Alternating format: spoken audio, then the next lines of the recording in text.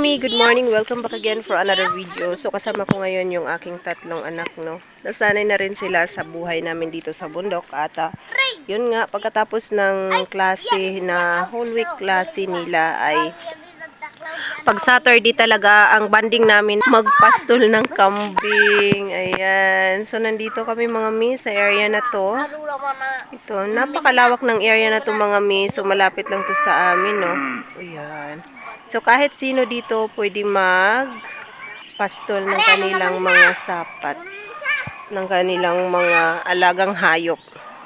So, sa akin naman mga may, pag Saturday talagang banding namin. Banding namin minsan, iniiwan ko talaga yung cellphone ko sa bahay para lang makapag-usap kami, mabanding ko yung mga bata. Kasi diba, lagi sila nasa school. So, kailangan pag Saturday after namin mag-breakfast, dalhin namin yung kambing dito. Yan, mag-usap-usap lang kami dito. At mamaya uuwi na rin kami para mamalingki. So yan lang yung routine namin. Then pagkatanghali naman, pupuntahan na naman namin yung kambing namin dito mga mi. So nandun sila. Ngayon mga mi, may nabili tayo na dagdag na sa atin yung inaalagaan nating kambing, no, na dalawa. Dahil nung umuwi yung asawa ko dito, timing na ibibinta nila yung alaga nila. So binili ko na lang mga mi. Yan, ito yung puti natin, no. So medyo talaga pumapayat sila. Hindi ko alam bakit pumapayat sila. Yan.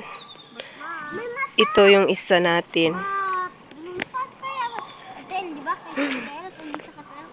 Ayan, yung banding ng tatlong magkapatid mga mi. Diba nag-uusap sila. Hindi sila mga may prone sa gadget, no. Hindi ko sila hinahayaan na maglaro ng mga mga gadget, cellphone. Mas okay sa akin na maglaro sila sa mga nila, mga friends nila, ganun. So, ayan, yung isang kambing namin nandun, yung isang kambing andun. So, bali yung kambing namin mga misa ngayon, 6 na piraso na sila. So, I hope mga mi na dadami pa ito dahil nakakatuwa din alagaan yung mga kambing.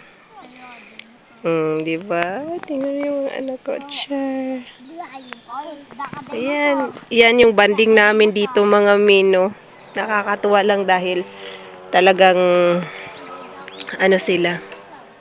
Masaya lang kami mga mi pag katapos naming mag-almusal sa umaga pag Saturday, nandito na kami nagpapakain ng kambing at mamaya-maya uuwi na rin kami para naman na mamalingki. Yun lang yung routine namin pag Saturday. So, yung kambing namin iiwanan lang namin yan dito mga mi.